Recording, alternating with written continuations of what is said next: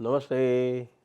आप सभी से अनुरोध है कि कृपया हमारी चैनल को सब्सक्राइब करें, वीडियो को लाइक करें, क्यूआर को स्कैन करके अथवा नीचे दिए हुए लिंक्स को क्लिक करके हमारा जो एक उद्यम है, एक इकोसिस्टम बनाना, राष्ट्रीय हिंदू इकोसिस्टम, उसमें सहयोग करें।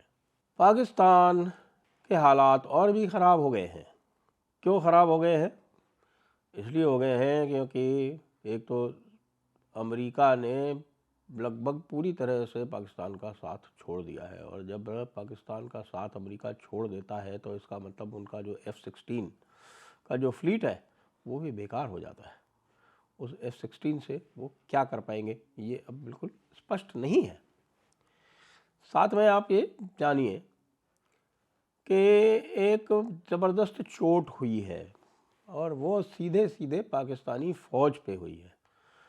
और वो क्या है कि डोनाल्ड ट्रंप ने, ये सारी बातें चल ही रही थी, लोग अलग अलग इंटरप्रिटेशन कर रहे थे। कुछ लोगों ने कहा अरे ये देखो जेडी वांस जो है वो ऐसी बैलेंसिंग बात क्यों कर रहा है, ये तो बिल्कुल हमारा दामाद है, ये तो इसको तो पूरी तरह से खुल के आना चाहिए। अरे भैया, इंटरनेशनल रिलेशंस में कोई ससुर दामाद नहीं होता, ये समझो।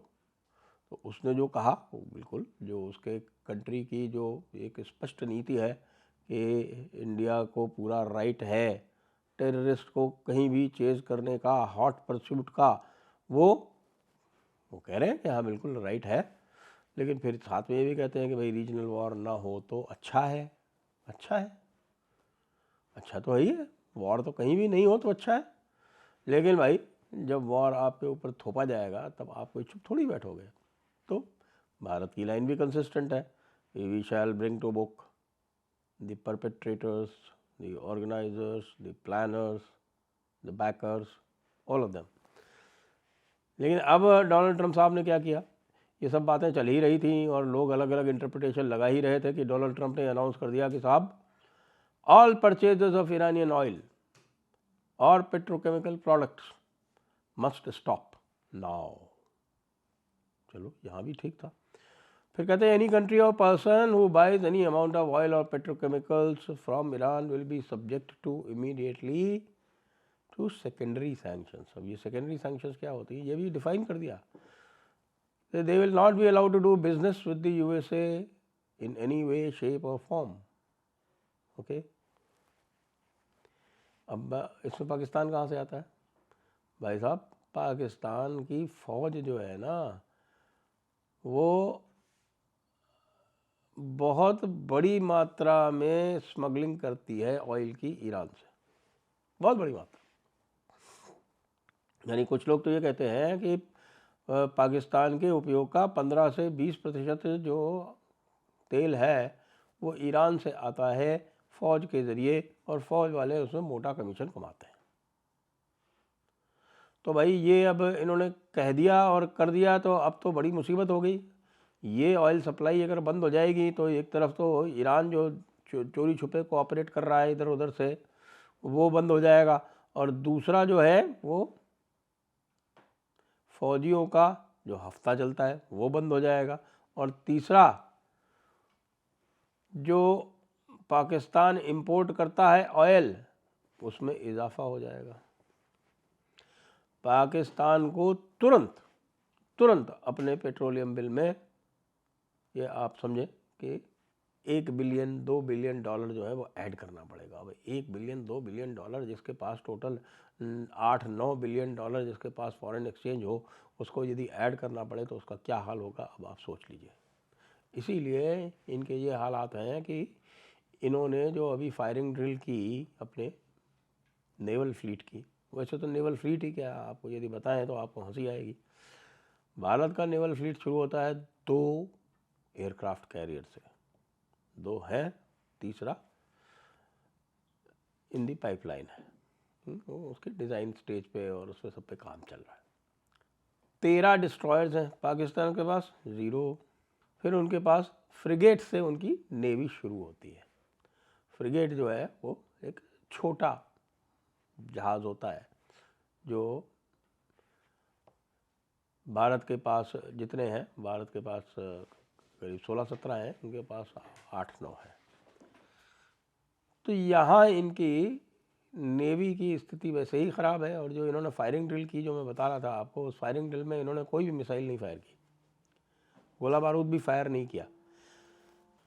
तो लोगों ने पूछा कि भाई ये क्या कर रहे हो, ये किस तरह की फायरिंग ड्रिल हो रही है जिसमें कहीं किसी तरह की दिवाली नहीं दिखाई पड़ रही है। जब भारत अपनी नेवल ड्रिल कर रहा है तब चारों तरफ दिवाली हो रही है, और वो दिवाली जो है वो पूरे भारत में सारे टीवीज़ में उसको प्रसारित किया जा रहा है।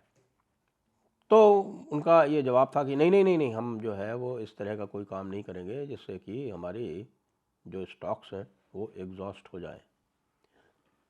लोग तो अलग अलग तरह के एस्टिमेट बना रहे हैं, लेकिन अब ये जो अंकल सैम ने, डोनाल्ड ट्रंप ने ये जो झटका दिया है तेल वाला, इसके बाद तो फिर और भी समस्या आ जाएगी, और भी समस्या आ जाएगी। क्योंकि अभी भी आप ये समझिए कि जो अंदर की बात हो रही है वो अंदर की बात हो रही है कि साहब आप इतना सारा हमको शिफ्ट करने को कह रहे हो कि साहब वेस्टर्न बॉर्डर से शिफ्ट करके और ईस्टर्न बॉर्डर पर ले जाओ, लेकिन पूरी सप्लाई तो दो ऑयल की, ऑयल तो चाहिए ना।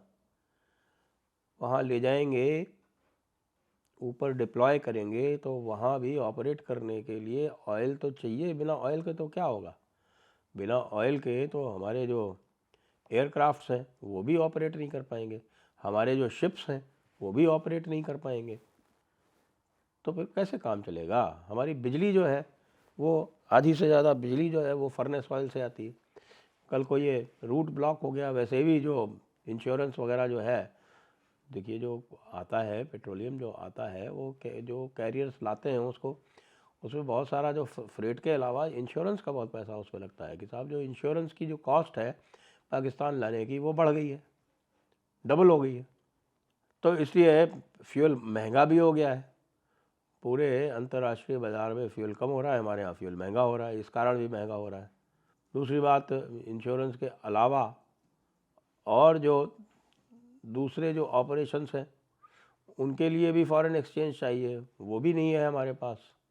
जो कोई भी फॉरेन ये ऑयल ला रहा है वो तुरंत पैसे मांग रहा है, तुरंत पैसे लाने के लिए हमारे यहाँ तो ये स्थिति नहीं है कि एलसीज खोली जा सके। तो बड़ी भारी समस्या हो गई, बड़ी भारी समस्या हो गई है।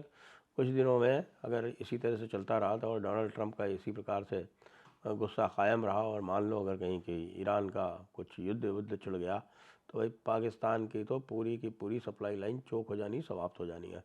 भारत का क्या है कि भारत ने 85% ऑयल जो है वो नॉन अरब कंट्री से ले रखा है। उसमें बहुत लंबा अब जो है उन्होंने ऑर्डर प्लेस कर दिया अमेरिका के, तो अमेरिका से ले रहे हैं 15% ऑयल जो है इधर सऊदी से आ जाता है, केवल 15% ऑयल जो है वो सऊदी से आता है।